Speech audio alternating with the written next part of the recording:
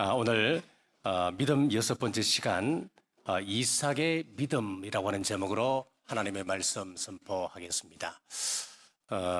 우리가 본문의 배경을 보면 이렇습니다. 이삭이 이제 세상을 떠날 때가 가까웠다고 이제 스스로 판단을 합니다. 스스로 판단을 하고 맏아들 에서에게 그 장자의 축복을 물려주려고 이제 이야기를 합니다. 자, 그래서 에서를 불러서 준비를 시키는데 마침 아내 리브가가 그 이야기를 듣고 야곱을 준비시키는 겁니다. 이삭이 좋아하는 음식을 준비합니다. 그리고 에서처럼 변장을 시켜서 이삭에게 들어가 축복을 받게 하는 그런 이야기입니다. 자, 인간적으로 보면은 비정상적인 방법으로 하나님의 언약이 전수되는데, 자, 히브리서에서는 이 장면을 보고 이삭의 믿음의 명문에 믿음의 영웅 가운데 한 사람이었다, 그렇게 이름을 포함시키는 겁니다. 지금 우리는 히브리서 11장을 통하여서 믿음의 선조들의 이야기를 나누고 있는데, 여기는 한 가지 패턴이 있습니다.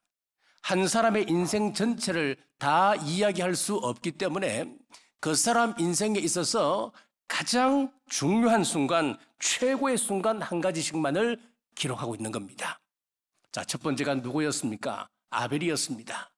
아벨은 하나님 앞에 번제를 드리고 제사를 드리고 난 다음에 형에게 맞아서 죽었습니다.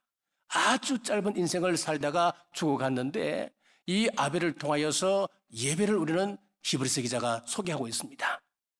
그리고 그 다음에는 에녹입니다. 에녹은 인생에 있어서 가장 중요한 특징이 무엇이냐 하면은, 그도 짧은 인생을 살았습니다만은 그가 살아생전 하나님과 동행했다. 자, 이렇게 특징적으로 히브리서 기자는 딱 한 가지를 이야기합니다. 그 다음이 노아입니다. 노아는 뭐니 해도 믿음으로 방주를 지었습니다. 그 다음이 아브라함입니다.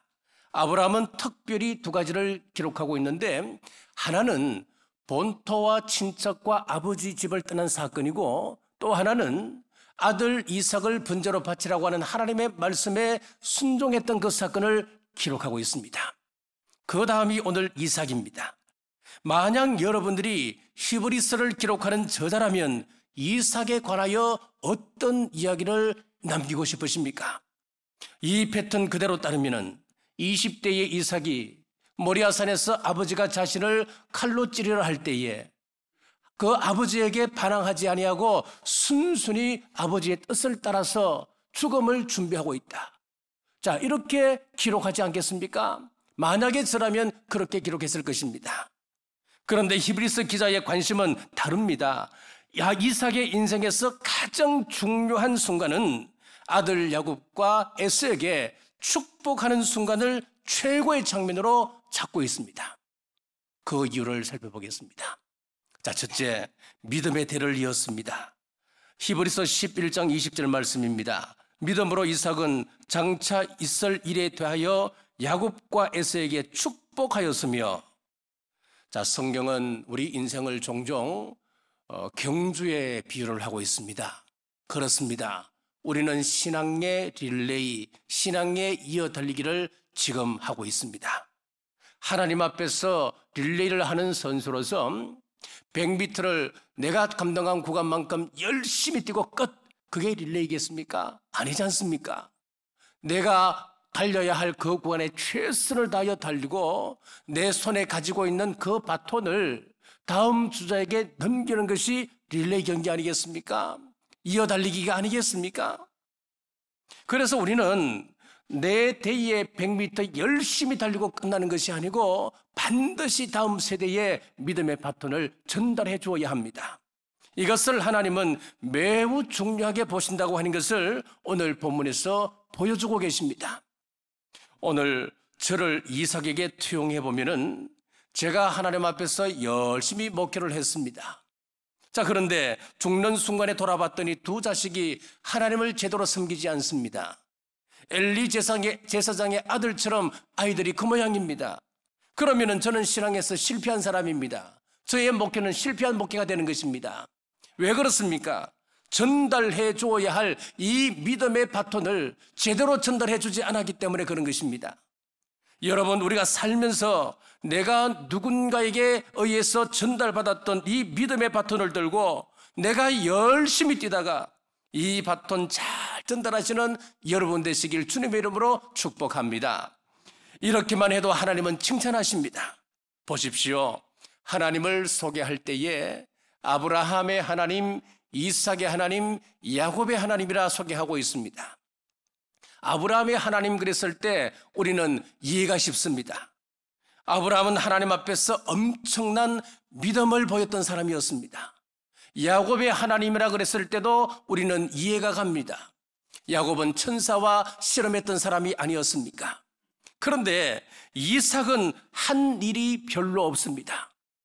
자, 성경의 그 창세기의 분량을 보면 확연하게 드러납니다. 이 아브라함을 위하여 할애한 장은 창세기 12장부터 23장까지 11장을 할애하고 있습니다. 그리고 야곱은 27장에서 35장까지 약 8장을 할애합니다. 그리고 요셉에게는 37장부터 50장까지 참 많은 분량을 할애하는데 이삭을 위해서는 순수 이삭을 위해서는 단 한 장 창세기 26장이 하나입니다. 거기에도 내용은 별로 없습니다. 26장 전체가 보면 우물 파는 이야기밖에 없습니다. 자, 그런데 그러면 이삭이 일찍 죽었기 때문에 그의 이 분량을 적게 했을까요? 그렇지 않습니다. 아브라함부터 4대까지에 걸쳐서 가장 오래 산 사람이 바로 이삭입니다. 아브라함은 175세, 이삭은 180세, 야곱은 147세, 요셉은 110세를 살았습니다. 그러니까 이삭이 가장 오래 살았습니다. 그런데 이삭이 한 일이 별로 없다니까요. 그러면은 하나님이 한 일이 별로 없으니까 이삭은 싹 빼버리고 아브라함의 하나님, 야곱의 하나님 그렇게 소개하실 수도 있는데 하나님은 그러시지 않습니다. 아브라함의 하나님, 이삭의 하나님, 야곱의 하나님이다 라고 말씀합니다. 왜 그럴까요? 대단한 업적이 없어도 아버지께 전수받은 그것 가지고 열심히 뛰다가 아들한테 그 믿음을 전수해 줬더니 하나님께서 기뻐하시면서 야, 참 장하다 그렇게 칭찬해 주신다는 말씀입니다. 아브라함의 믿음은 우리가 그것 따라가기 참 쉽지 않습니다. 야곱의 믿음 또한 우리가 모방하기 참 따라가기 쉽지 않습니다. 그런데 이삭이 아들에게 전해줬던 그 믿음, 그것은 우리가 누구나 할 수 있는 일입니다. 이삭처럼 사십시다. 지금 내가 가진 믿음을 누가 전해주었든지 그것 들고 여러분 최선을 다하시다가 잘 전달하시는 우리 모두 되시길 주님의 이름으로 축복합니다. 자, 둘째, 하나님의 섭리에 그는 순응했습니다. 창세기 27장 37절입니다. 이삭이 에서에게 대답하여 이르되 내가 그를 너의 주로 세우고 그의 모든 형제를 내가 그에게 종으로 주었으며 곡식과 포도주를 그에게 주었으니 내 아들아 내가 내게 무엇을 할 수 있으랴. 자, 창세기 25장을 살펴보면은 리브가가 임신을 했습니다. 쌍둥이를 임신한 겁니다.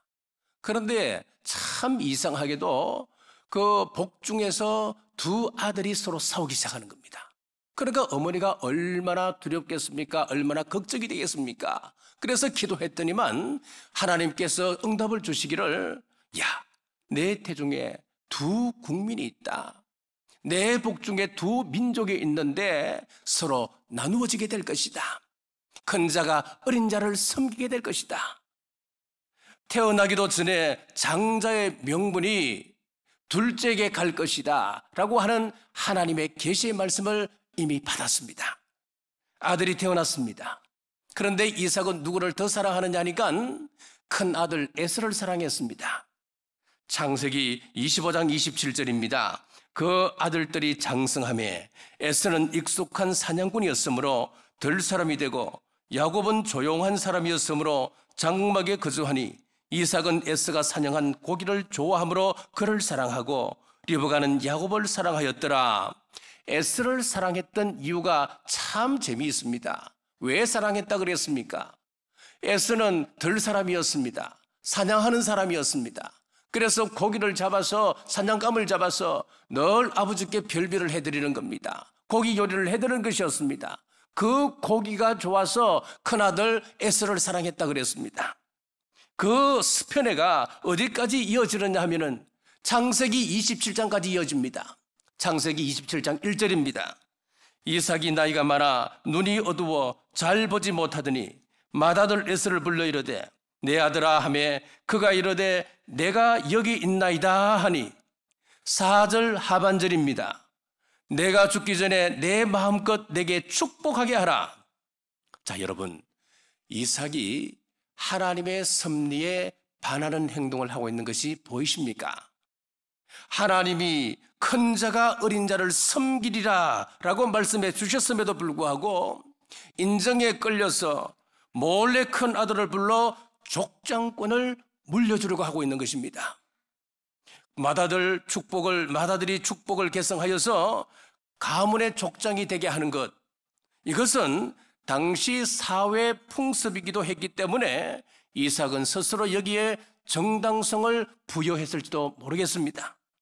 하나님은 둘째가 장자권을 받을 것이라고 말씀하셨지만은 내가 보기에는 그래도 맏아들이 이 장자권을 물려받아야 돼. 하나님은 그렇게 말씀하셨지만은 내가 보기에는 이래야 가문에 질서가 생기고 사회 풍습을 해치지 않는 것이야 라고 생각했을 것입니다. 좋은 영성이 무엇일까요? 하나님의 뜻은 피조물 누구라도 거스를 수 없다고 하는 것을 깨닫는 것이 바로 좋은 영성입니다. 하나님의 말씀을 깨닫고 말씀 앞에 순응하는 것, 그것이 좋은 영성입니다. 그런데 오늘 본문에 나오는 이삭은 그러지 못했습니다. 하나님의 뜻과 다르게 맏아들 에서에게 축복하려 했습니다. 자, 축복의 시기를 보면 그 시기로 잘못되었던 것을 알게 됩니다. 족장권을 물려주는 것은 왕위를 양위해 주는 것과 똑같은 예식입니다. 그러므로 이 예식은 아버지가 죽음이 임박했을 때에 이루어지는 예식이기도 했습니다. 자, 그런데 이 사건이 일어나고 난 이후에 이삭이 얼마를 더 사느냐 하니까 약 40년을 더 사는 거예요. 그러면은 이렇게 건강한 사람이 왜 갑자기 이런 일을 벌였겠습니까? 자, 축복의 방식도 잘못되었습니다. 온 가족이 모인 자리에서 모든 사람이 보는 앞에서 엄숙하게 거행이 되어야 했었습니다. 그런데 아버지와 맏아들 두 사람만이 은밀하게 행하려 했습니다. 그리고 하나님께 제사를 드리고 축복해야 하는데 고기를 배불리 먹고 내가 축복하겠다. 극히 인간적이었습니다. 성경은 이런 이삭과 대비해서 그의 아내 리브가를 소개합니다. 잘못된 남편의 생각과 행동 때문에 하나님의 계획이 그렇져서는 안 된다고 생각하고 남편을 속이기로 결정합니다. 속이는 행위 자체를 두고 그것이 잘못이냐 잘못이 아니냐 그것은 자제하고 성경은 리브가 편을 듭니다. 창세기 27장 1절 상반절입니다. 이삭이 나이가 많아 눈이 어두워 잘 보지 못하더니 이삭의 눈이 어두웠다라고 기록함과 동시에 리브가에 대해서 이렇게 기록하고 있습니다. 창세기 27장 6절입니다. 내 아버지가 내 형 에서에게 말씀하시는 것을 내가 들으니, 자, 이 여인은 귀가 밝은 사람 그리고 판단력이 분명한 사람으로 기록을 하고 있습니다. 신학자 크리스틴 알렌은 리브가를 성경상 하나님의 뜻을 이루기 위하여서 자신이 저주를 받겠다고 이야기했던 최초의 인물이었다라고 말했습니다. 창세기 27장 13절입니다. 어머니, 제가 아버지를 속이고 축복을 받으려고 갔다가 돌켜서 도리어 저주를 받을까 걱정입니다. 그랬더니 어머니 리브가의 말입니다. 어머니가 그에게 이르되 내 아들아, 너의 저주는 내게로 돌리리니 내 말만 따르고 가서 가져오라.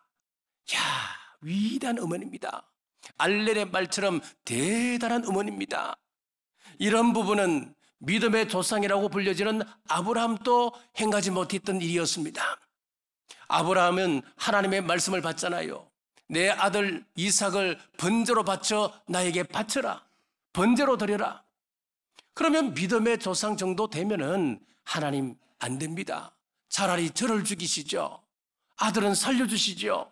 그럴 법도 한데 아브라함은 그러지 않았습니다. 그런데 르브가는 너희의 저주는 내게로 돌리라 했습니다. 후대에 가서 모세가 르브가를 본받습니다. 하나님, 백성의 죄를 용서하여 주옵소서. 그렇지 아니하시면은 주의 기록한 책에서 내 이름을 제하십시오.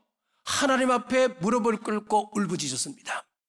사도 바울 또한 그의 믿음을 본받습니다. 내가 저주를 받아 그리스도에게서 끊어지는 한이 있더라도 내 민족을 구원해 주옵소서. 그런 울부짖었습니다. 이렇게 르브가의 사랑은 아름다운 믿음의 전통이 되었고, 십자가 위에서 인류의 죄를 대속하신 우리 예수님께서 하나님, 저들의 죄를 용서하여 주옵소서. 예수님의 모습을 예표하는 최초의 여성이 되었습니다. 여러분 기억하십시오. 거룩한 것일수록 하나님의 뜻대로 이루어져야 합니다. 내가 손해를 봐도 하나님의 계획은 반드시 이루어져야 합니다. 야곱이 아버지를 속이고 축복을 받은 후 장막에서 나가자마자 그의 형 에스가 사냥하고 돌아와서 별미를 만들어 들어옵니다. 아버지, 이 별미 드시고 저를 마음껏 축복해 주세요. 그때 이삭의 반응을 보십시오. 33절입니다. 이삭이 심히 크게 떨며 이르되, 그러면 사냥한 고기를 내게 가져온 자가 누구냐?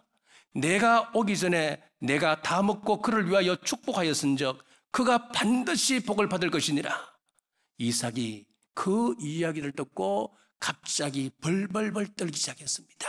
성경에 보니까 심히 크게 떨었다, 그렇게 기록을 합니다. 아까 그 사람은 누구냐? 내가 별별을 먹고 그 사람을 위하여 축복하였으니 반드시 그가 복을 받을 것이다 선언하는 거예요.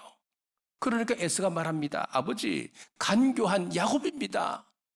야곱이 이번만 속인 것이 아니고 지난번에 또 저를 속였습니다. 이 이야기의 뉘앙스를 보면은 아버지, 그에게 저주해 주십시오. 그를 좀 혼내 주십시오. 그런 말이에요.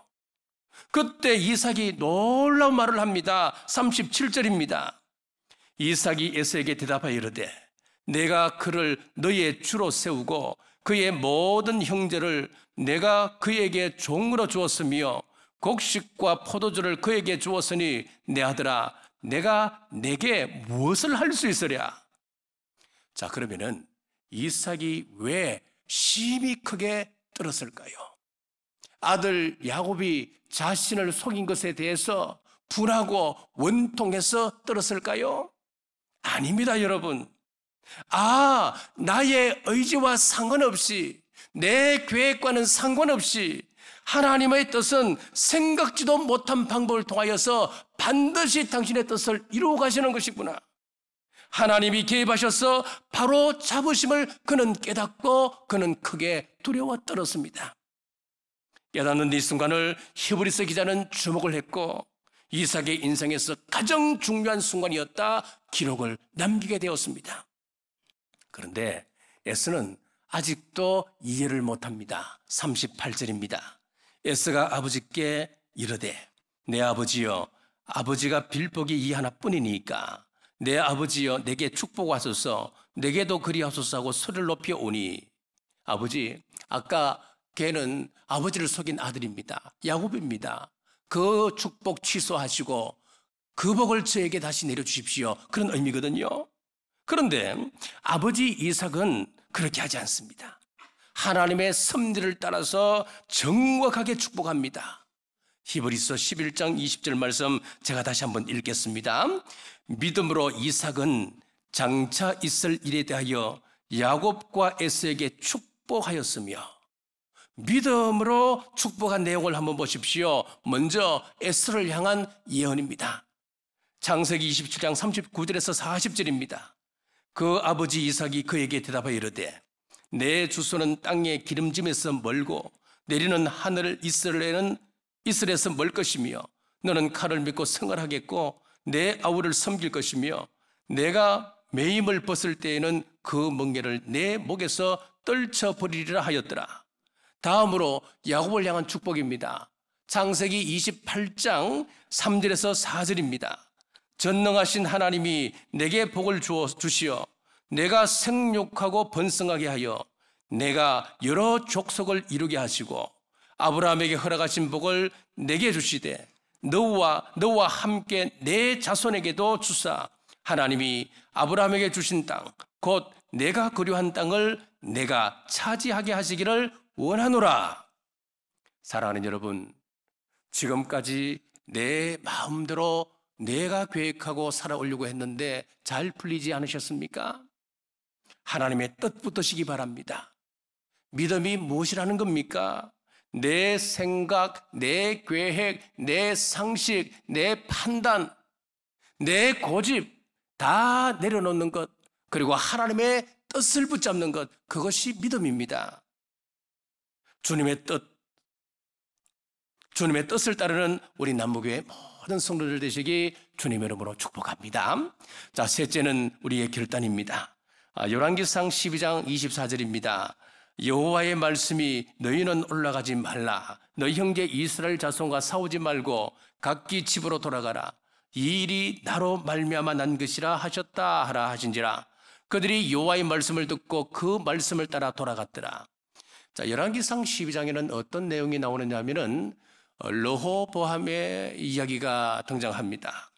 그는 자기 뜻대로 행하다가 하나님의 진노를 받습니다. 그래서 정조부 다윗이 했던 그 통일 왕국을 유지하지 못하고 자기는 2지파만 챙기고 나머지 10지파는 북쪽에 있는 여로보암에게 다 뺏겨버립니다.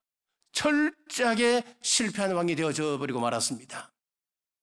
자, 그런데 열왕기상 12장 21절에 보면은 크게 성공한 왕이 되는 거예요. 다시 역전이 되기 시작하는 겁니다. 골든 크로스가 일어났어요. 이 골든 크로스가 뭐냐 하면은 주식에서 주가 상승의 한 신호를 봅니다. 자, 망한 줄 알았는데 르호보암이 갑자기 일어나기 시작하는 거예요. 갑자기 살아나기 시작하는 겁니다. 그 계기가 무엇이냐 하면 이 르호보암이 얼마나 억울합니까? 인간적으로 보면. 그래서 북쪽을 다시 회복하려고 군사를 소집했더니만 18만 명이라고 하는 엄청난 군사가 모집이 된 거예요.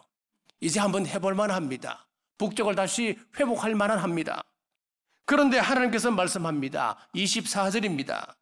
여호와의 말씀이 너희는 올라가지 말라. 너희 형제 이스라엘 자손과 싸우지 말고 각기 집으로 돌아가라. 18만 5천 명이 모여서 이제 출정을 하려는데 하나님의 뜻은 해산시키라고 하는 거예요. 그런데 그때 참 놀랍습니다. 르우벤이 이런 사람이 르호보암이 이런 사람이 아니에요. 지금까지는 철저하게 하나님의 뜻에 반한 행동을 했던 사람인데 그가 돌이켰습니다. 그 말씀을 듣고 충분히 성산 있는 그 전쟁을 포기하고 18만 명을 전부 다 해산을 시켜버립니다. 지금까지 실패했던 르호보암이 여호와의 말씀을 듣고 돌아가니까 그의 앞날이 보장되기 시작했습니다. 내 생각이 있습니다. 내 계획이 있습니다. 내 뜻이 있습니다. 그리고 그 군사를 모아서 지금 출정할 충분한 명분도 있습니다. 그런데 하나님이 아니다 하실 때에 그 말씀을 듣고 돌아갔습니다. 이삭이 걸어간 그 길을 그도 걸어갔습니다. 똑같은 상황에서 여로보암을 보십시오. 여로보암에게 하나님이 은총을 베푸셔서 10지파를 맡기셨습니다. 지지율이 남왕국 르호보암하고는 비교조차 할 수가 없습니다. 그런데 그 순간부터 여로보암이 무너지기 시작했습니다. 왜일까요? 열왕기상 12장 26절에 보니까 그의 마음에 스스로 이러기를 그랬습니다. 교만해지기 시작했습니다. 금송아지를 만들어서 하나는 베델에 두고 또 하나는 단에다 두었습니다. 그리고 이제는 예루살렘까지 내려가지 말라. 여기서 하나님 앞에 제사를 드려라 라고 이야기를 합니다. 일반 백성을 세워서 제사장을 삼았습니다. 하나님의 절기를 자기 마음대로 바꾸었습니다. 여러분 주의 깊게 보셔야 합니다. 망할 줄 알았던 르호보암이 자기의 계획, 자신의 생각을 버리고 하나님의 뜻을 따라 쫓을 때에 그는 살아났습니다. 인생의 골든 크로스가 일어났습니다. 잘 나갈 줄 알았던 여로보암은 하나님을 버리고 자기 생각을 쫓았습니다. 자기 계획을 따랐습니다. 자기 마음대로 모든 일을 결정하기 시작하자 그는 망하기 시작했습니다. 기가 막힌 반전입니다. 여러분 지금까지 어떤 삶을 살아오셨습니까? 내 뜻대로 내 계획대로 따라오셨습니까? 오늘이 중요합니다. 르호보암처럼 다시 하나님의 뜻을 따를 때에 여러분에게도 인생의 골든 크로스가 일어나시길 주님의 이름으로 축복합니다. 말씀을 맺겠습니다. 이삭이 큰아들을 축복하려는 그의 생각이 틀린 것을 알고 바로 생각을 돌이켜 둘째 아들을 축복했습니다. 지금까지는 내 뜻이 강했습니다. 내 욕심이 있었습니다. 하나님의 뜻과는 상관없이 하나님 이 일을 이루어 주옵소서, 이 일이 잘 되게 해 주옵소서. 지금까지 이것이 우리의 기도였다면 주님 저를 인도해 주옵소서. 하나님 어떻게 하는 것이 하나님의 뜻을 따르는 것입니까? 이것이 하나님의 뜻입니까? 아니면 저것입니까? 하나님의 뜻이라면 저의 계획을 내려놓고 순종하겠습니다. 기도를 바꾸시기를 바랍니다. 하나님께서 이삭이 깨닫고 돌이키는 순간을 가장 기뻐하셨듯이 말씀을 깨닫고 믿음의 바톤을 다음 세대에 잘 전수하셔서 우리 하나님의 큰 기쁨 되는 여러분 되시길 주의 이름으로 축복합니다.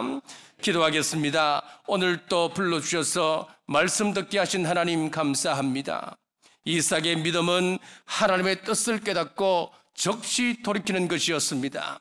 아버지, 제가 가는 이 길이 주님의 뜻이 아니면 멈추게 하옵소서. 주님의 뜻에 순종할 때 르호보암처럼 살아나는 은혜가 있게 하여 주옵소서. 내 뜻과 내 계획대로 놓고 주님 앞에 엎드리겠사오니 하나님 미세한 음성으로 한 사람 한 사람에게 말씀하시고 구체적으로 인도하여 주옵소서. 다시 오실 예수님 이름으로 간절히 기도드리옵나이다. 아멘.